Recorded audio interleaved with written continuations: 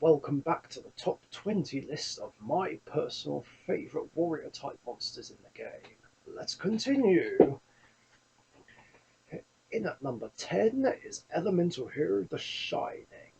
Another one that I talked about twice, so again, there's not much I can say that I haven't said already, but The Shining is awesome. A very cool beat stick to bring out mid to late game when playing some variant of elemental heroes. The more elemental heroes I have banished, the stronger he is. Trying to think what the highest amount of attack I ever brought him up to was. I think it was more likely 4100 because I had 5 banished at one point. I'm trying to remember if I had 6 banished at one point, which would have made him 44. I might have done. I don't believe I got him any higher than that. But yeah, he's an awesome beat stick to help me run over, well, almost anything, and allows me to float for 2 banished elemental heroes when he's destroyed and sent to the graveyard. It is really annoying though that his second effect can miss timing because it's an optional when, because if effects weren't a thing um, in like 2011 and the late 2000s, yeah, it was really annoying. It was a way because people try and get rid of it with things like Soul Taker,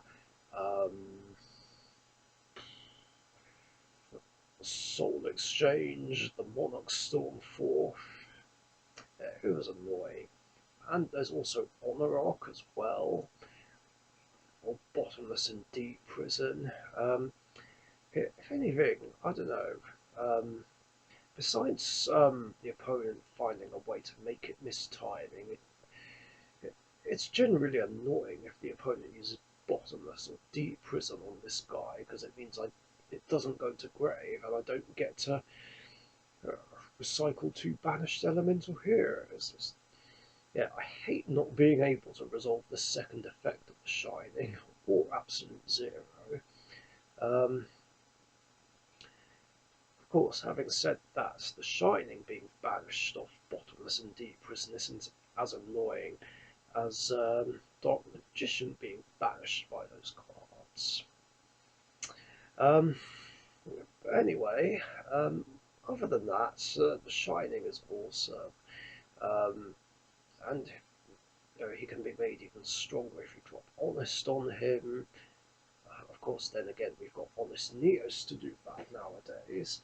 Um, Again, it's still worth playing one of him. I would prefer to play 2, just like Absolute Zero, but just don't have the room, unfortunately. But one should be generally all you need nowadays, anyway.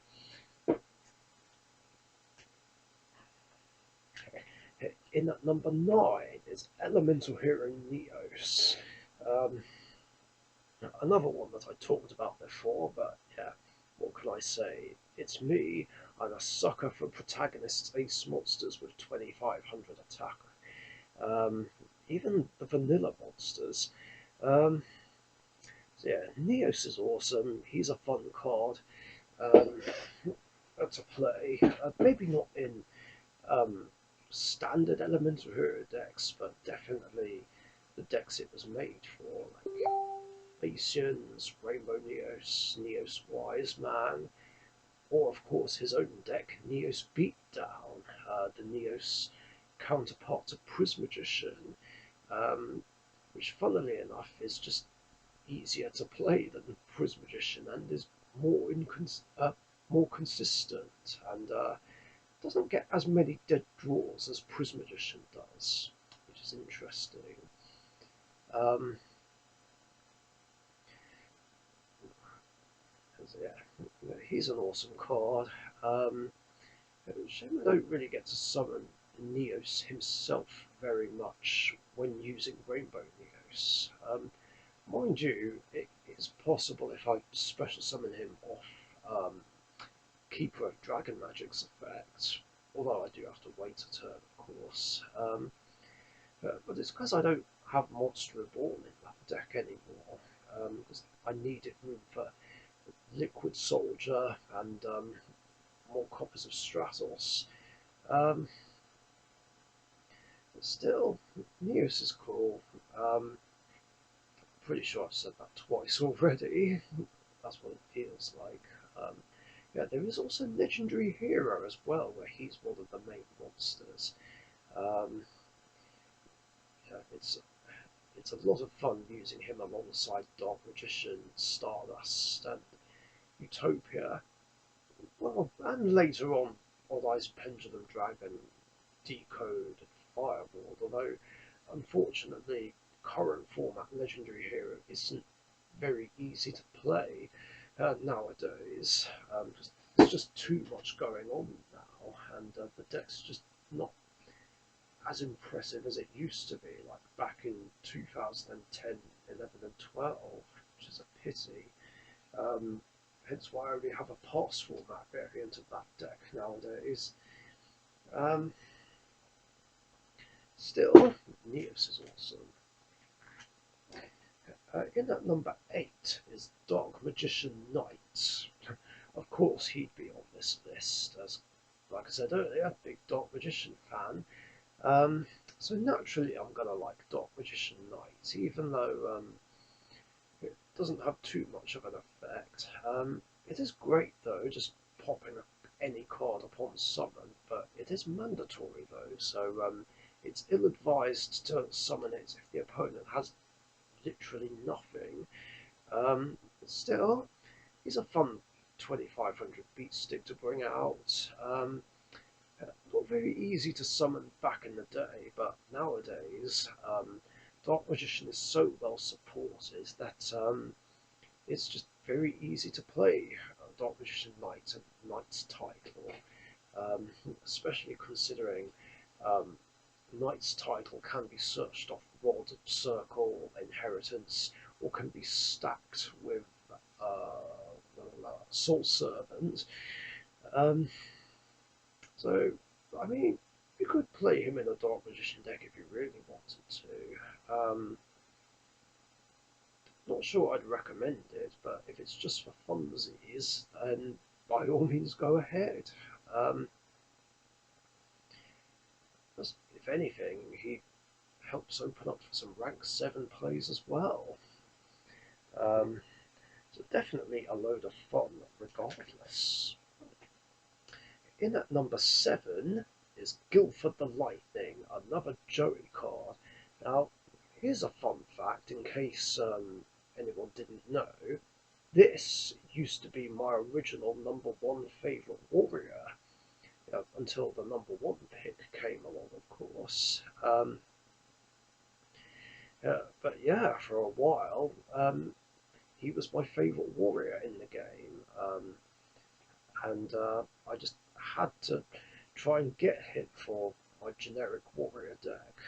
Um, Even though it did require 2 tributes, of course, which wasn't generally easy to do in those days, let alone trying to tribute 3 monsters to actually gain Guilford's effect. But when it could go off, oh boy, was it fun! Um, and I desperately wanted to have it. After it was announced that he'd be a promo in one of the 2005 tins. Unfortunately, getting it was easier said than done, not only because at the time I couldn't get um, products like that and expensive cards very easily, but also there was this ridiculous thing at locals where, like, you had, I don't know, it's weird, you had to get like 1 or 2 other certain tins before this one, which didn't make any sense to me, um, especially considering that some of us didn't want the other tins. You know, it would just cost too much. Like, I don't know the exact details of the whole thing. It was kind of ridiculous, and I saw other people had it and nobody would trade it, which was really annoying. Um, and then, of course, my good friend Brendan just so happened to have it, and I was just begging him to trade it to me. He did toy with me for a bit, saying, "Oh, I don't know. I really don't know." Um, but eventually, he did trade it to me, which was very kind of him. I still appreciate it to this day, um, and it's been in my warrior deck ever since. Even um, in the time where I've not been playing it. This guy basically became the boss monster of my generic warrior deck, um, even though it wasn't too easy to bring out. Mind you, um, it's a lot easier to do nowadays thanks to Photon Sanctuary. As by itself, that's an instant Guildford right there, or even better than that. I could go special Photon Thrasher, activate Photon Sanctuary, generate 2 tokens, boom! Guildford the Lightning, which does work because he is a light monster. Um, so, yeah, that's all there is to say about Guildford. In at number 6 is my favourite Link monster, and the only Link monster on here, Blackluster Soldier, Soldier of Chaos. And yes, this is an ultra rare Japanese one, which I got off eBay because, quite frankly, I wasn't willing to uh, fork out loads of money for the expensive English print, which is just far too much. I mean, I was even lucky just to get one English copy, which I pulled from a pack, which is still in my Dark Magician extra deck, which I'll just quickly show you.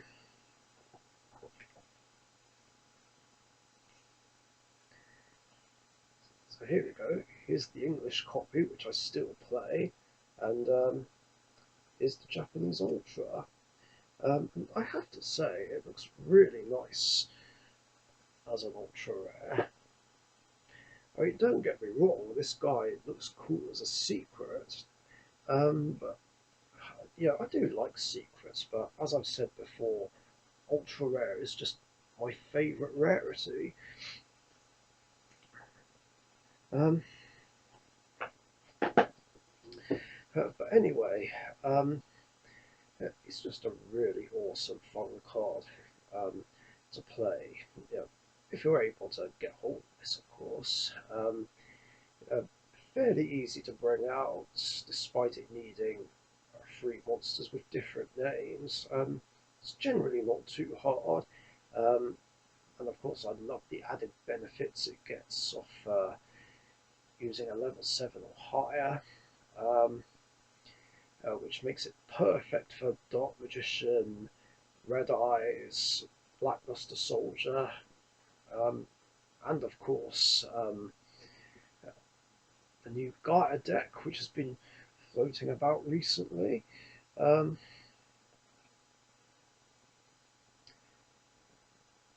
it's truly awesome and truly epic. Um, There's not much else to say. I mean, I pretty much said everything that is needed to say when I did my top 10 favourite um, link list. Oh, and by the way, um, well, why settle with one of these when I could get 2? Yeah, I picked up two of these off eBay. They weren't too much, I don't think. But I just had to pick up two Japanese copies, one for this collection, one for the Favourite Link collection. Because again, I'm not willing to fork out loads and loads of money for two English prints. Like, to hell with that. Um,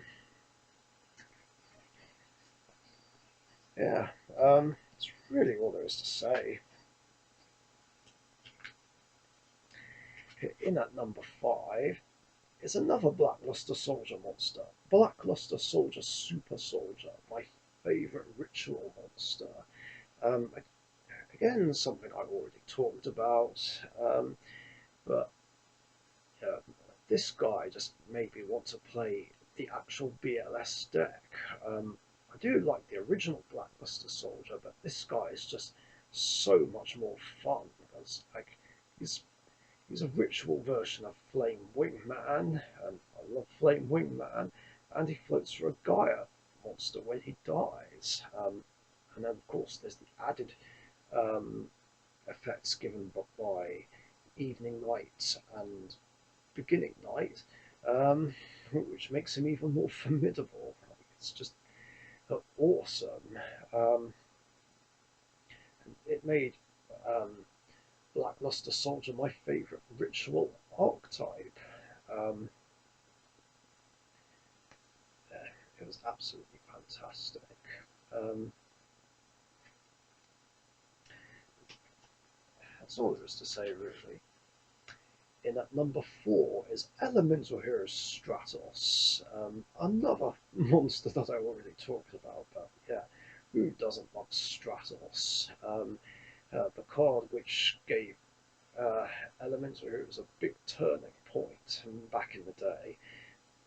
Um, his effects are great, searching a hero or popping back row.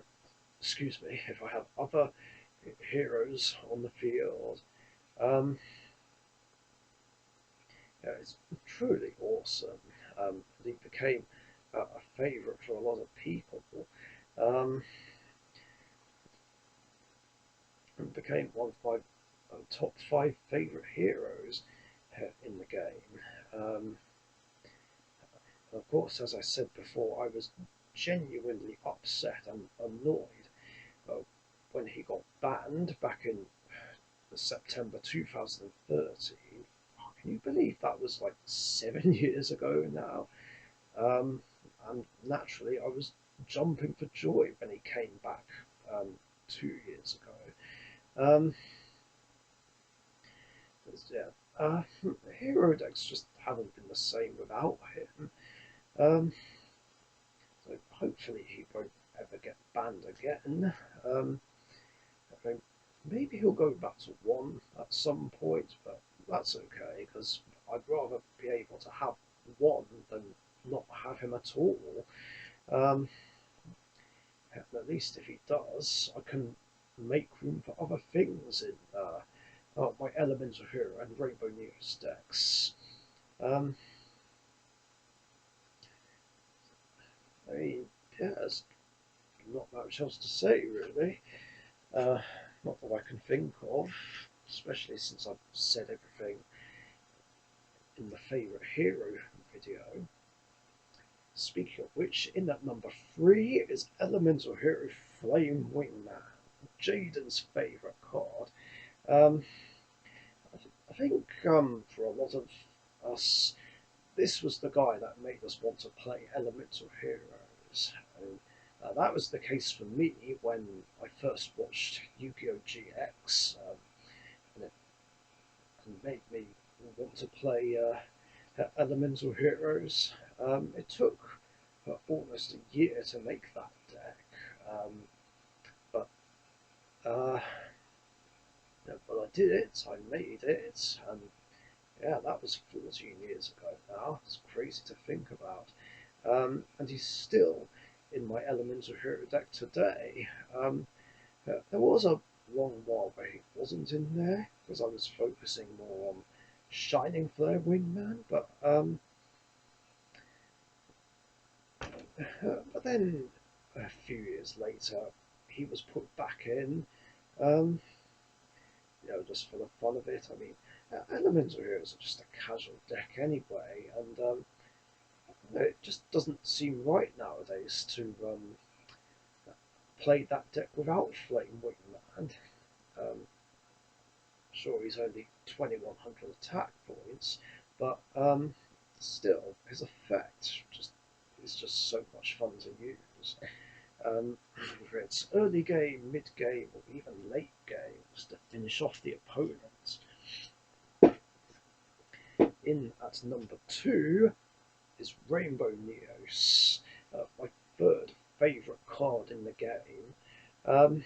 Now, he's been on 2 other lists as well, of course. So again, there's not much I can say about Rainbow News that I haven't said already. It's just such a fun card to bring out and send something the opponent has back to the deck and then overwhelm the opponent with its 4500 attack points. And is a great card that can go toe to toe with Blue Eyes Ultimate Dragon and even Blue Eyes Alternative Ultimate Dragon. In fact, this card just straight up outs it with its first effect. Well, it can just crash and banish Neos Fusion to protect Rainbow Neos. Either that, or you can just out annoying problematic monsters that I don't like dealing with. Like, Chaos Max, Leo Dancer, Cosmos, Shadow's Burning Abyss. That's quite funny. Oh, we get effects if we're destroyed. Rainbow Neos says hi. That's cute. Gotta love it. I just had to get this card and play the deck back in 2008. But my God, I've had my Rainbow Neos deck for 12 years now. Although there were a couple of points in 2009 and 10 where I didn't have it for some reason. But then, of course, I brought it back for good. In the summer of 2010, and just I've not did not want to get rid of it ever since. Even when I combined it with Elemental Heroes and Richician to make Legendary Hero. And that was a lot of fun. Just playing a combination of my 3 favourite decks and basing it off Dark Magician, Elemental Hero Neos, and Stardust Dragon, and then later on Utopia, of course. And of course, he's become some spicy tech, or kind of a staple in Neospacians because of Neos Fusion. I don't want to heavily rely on Rainbow Neos when I play Neospacians, but too many situations just call for it. What can I say? And before I unveil the number 1 pick, which might be obvious, I'm going to give out several honourable mentions. These honourable mentions go to Buster Blader, Blackluster Soldier, Envoy of the Beginning, Junk Warrior, every Gaia the Fierce Night Monster, and every other Elemental Hero monster that's a warrior, and every Destiny Hero monster. Because love those archetypes. Buster Blader is an awesome classic card which Yugi used and would fuse with Dark Magician to make another of my favourite fusions, Dark Paladin. And of course, Buster Blader is fun in his own deck. Blackluster Soldier, Envoy of the Beginning, one of the best cards of all time. Not played as much nowadays, but still very epic and definitely worth playing in anything that plays lights and darks. It's worthwhile if it's possible to fit him in. And then, of course, there's Junk Warrior, which I didn't actually think to put on this list, which is annoying because he's one of my favourite synchros and one of Yusei's uh, signature monsters. Um, he's just awesome in general. With or without a power boost from low level monsters. And the Guy at the Fierce Night monsters are just awesome in general. Lord Guy is very handy. Um, and it's just great that Guy got support recently. Um, whether or not I'll actually play the deck myself, I'm not sure. Um, and yeah, big hero fan. Um, Destiny heroes are fun. Elemental heroes are my second favourite deck to play. Um, oh yeah, I almost forgot. More honourable mentions go to Vision Heroes, Vion, Trinity, and Adoration. Vion is just great and essential for any hero deck. Trinity is a cool card to bring out late game just to help finish off the opponent. It feels like most of the time when I play heroes and I'm about to lose, I can get out Trinity and he can just win me the duel right there and then, especially if I also drop Honest Neos to make him a 7500 beater. And of course, Adoration's quite useful as well. Generic hero, um, help um, help me overwhelm certain monsters, unless it has targeting immunity, of course. And he's just a cool 2800 beater.